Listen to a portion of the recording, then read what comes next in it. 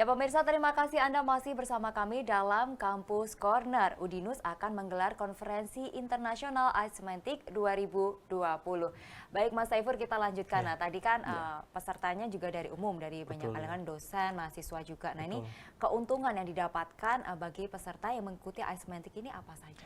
Ya, jadi kalau misalkan sebagai partisipan, mereka itu pertama tentunya akan mendapatkan ilmu yang bermanfaat ya, mengenai kegiatan seminarnya, dan yang kedua adalah parallel sessionnya. Dan bagi partisipan itu sendiri, mereka akan mendapatkan informasi tentang ilmu keterbaruan gitu, dimana apalagi di era disruption of teknologi gitu ya, artinya mereka ini akan bersiap atau kita gitu bersiap, di mana teknologi ini bukan halnya dihancurkan saja, tapi akan ada teknologi terbaru yang mana kita tuh harus mengikutinya, seperti itu, khususnya sebagai peneliti. Dan sebagai peneliti juga, mereka yang mengikuti kegiatan Ismantic, hasil paper yang diterima akan dipublikasikan di IEEE Society. Dan IEEE Society ini sendiri adalah society yang sangat bergengsi. Mereka itu selalu memberikan kontribusi keilmuan dalam bentuk publikasi, dalam bentuk paper, dan banyak diterapkan di industri-industri sekarang ini, yang mana sangat sesuai dengan tema kita tahun ini. Seperti itu.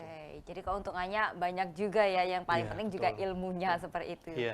Dan biasanya di seminar ini kan akan mendapatkan sertifikat seperti itu. Nah, ini apakah ada sertifikatnya nih Pak Arief untuk peserta yang mengikuti Icemantic ini? Iya, tentu. Jadi kami sudah menyediakan akan membagikan dalam bentuk sertifikat digital. Oke, sertifikat digital. Ya, digital. Jadi ketika mereka ada registrasi via online, otomatis nama-nama yang mereka isikan itu akan menjadi nama yang akan tertera di sertifikat digital. Ya. Baik. Nah, untuk syarat untuk mengikuti Icemantic ini apa saja nih, Mas Syarif? Untuk partisipan, mereka ini ya tentunya dibebaskan untuk mengikuti acara ini. Tapi kalau misalkan untuk author, yang pertama entah dari peneliti atau mungkin dari dosen, mereka harus mempunyai institusi tentunya. Yang kedua, mereka harus mempunyai suatu permasalahan yang sesuai dengan tema kita gitu. Dan yang ketiga, sesuai dengan field-nya. Field itu artinya adalah kategori yang sesuai dengan visi misi dari Ismantic itu sendiri, seperti teknologi yang diterapkan di berbagai bidang seperti kesehatan, tentang engineering itu sendiri, atau tentang industri, tentang budaya dan lain-lain, seperti itu. Intinya tentang teknologi yang bisa dikembangkan untuk masyarakat. Dan mereka ini setelah sudah mempunyai karya ilmiahnya atau mungkin papernya, mereka akan melakukan proses seleksi, gitu, di mana kita akan menyeleksi secara ketat paper-paper mana yang sesuai dan layak dipublikasikan di Ismantic. Tentunya karena kita Ismantic ini sendiri tidak serta-merta mempublikasikan semuanya. Kita juga harus memilah mana yang perlu dan mana yang... Jadi tidak semuanya ya, jadi hanya tertentu dengan dipilah tadi, diseleksi seperti itu. Yang akan dipublikasikan tadi ya. Baik. Kemudian, nah ini ngomong-ngomong nih, acaranya kapan sih nih Pak Arief? Iya, jadi acara akan diselenggarakan selama 2 hari. 2 hari. Tanggal 19 September dan 20.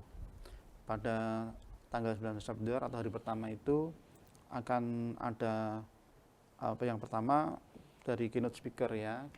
Keynote speaker ada 3, dari Indonesia 1, dari Australia, dan dari Jepang.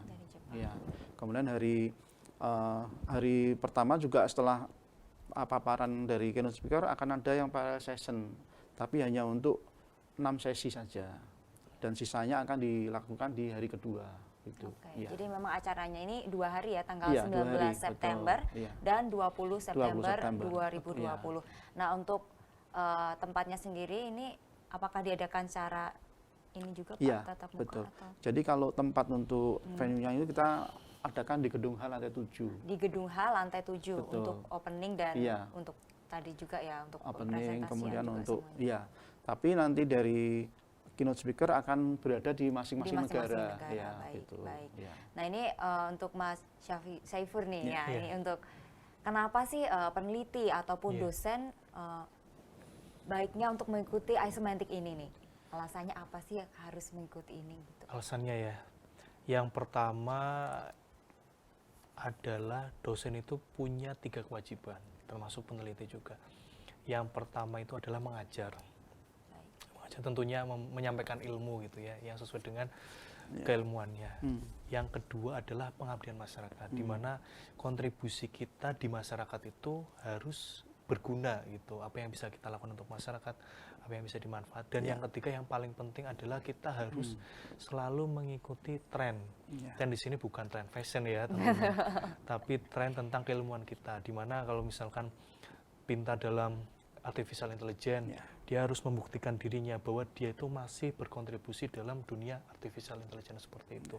Dan kontribusi ini bukan serta-merta ditunjukkan hanya bentuk tampilan atau Instagram atau seperti apa, tapi kita tuh punya platformnya sendiri gitu, yaitu di mana, yaitu di society yang sesuai dengan keilmuan kita seperti IEEE itu tadi. Dan untuk mempublikasikan karya ilmiah kita di society yang bergengsi itu, kita punya sarana atau transportasinya, yaitu conference yang istilahnya itu sudah dipercaya oleh society tersebut. Salah satunya Semantic ini. Betul, salah satunya adalah Semantic. Oke, jadi memang dosen, peneliti maupun dosen terutama itu juga perlu mengikuti seminar-seminar seperti ini ya, karena juga harus berkembang, kemudian mengikuti era sekarang ini seperti apa sih, seperti itu juga ya. Baik. Kemudian di tahun kelima ya berarti ya, di tahun kelima ini perbedaan apa yang dimiliki dengan tahun-tahun sebelumnya nih Pak? Iya, jadi kebetulan tahun ini itu ada pandemi ya. Betul sekali. Ya, Mbak Nadia. Jadi kita nggak mungkin mengadakan acara langsung tatap muka. Jadi si keynote speaker, kemudian dari author nggak bisa datang langsung ke kampus Udinus. Sehingga kita mengadakan secara daring, online. Jadi nanti proses para session, kemudian proses paparan dari keynote speaker juga via online semua. Jadi teknik pelaksanaannya semua menggunakan jaringan, betul ya. Jadi kita sudah menyiapkan infrastruktur jaringannya, kemudian fasilitasnya untuk proses nanti live itu sudah kita siapkan. Baik. Ya. Ini kan diikuti dari beberapa negara lain juga gitu ya Pak ya. Nah ini untuk waktunya nih Pak, time zone-nya ini apakah ada masalah atau gimana nih? Iya. Jadi kebetulan kalau dari Jepang kita hanya selisih 1 jam ya. Baik. Jadi kalau di sini jam 9, mungkin di Jepang udah jam 10. Sedangkan yang Australia sekitar selisih berapa? 3-4 jaman. Oh, lebih banyak Australia, 3-4 jaman gitu. Nah, tapi dari pihak peserta ataupun keynote speaker-nya gitu ya, kan ada dari Australia itu juga sudah memahami perbedaan zona waktunya gitu ya Pak ya. Jadi sudah tidak ada masalah. Kebetulan nggak terlalu jauh ya. Tidak terlalu jauh sampai 6-12 jam gitu ya. Betul, jadi masih bisa disesuaikan ya. Baik, nah ini kan dengan, nah tadi ngomong-ngomong keynote speaker-nya nih Pak, nah ini untuk keynote speaker-nya ini ada siapa saja nih Pak? Baik ya, jadi dari Udinus juga mengirimkan ya keynote speaker dari beliau bernama Prof. Zainal Hasibuan. Ya, beliau pakar di bidang information retrieval, kemudian di e-learning sama information technology. Sedangkan yang kedua dari Auckland University of Australia itu beliau Dr. Naim Blair ya. Pakarnya di bidang engineering, kemudian power engineering serta mechanical. Sedangkan dari Tokyo University of Technology, Prof. Masanori Kakimoto, beliau pakar di bidang graphic visualization.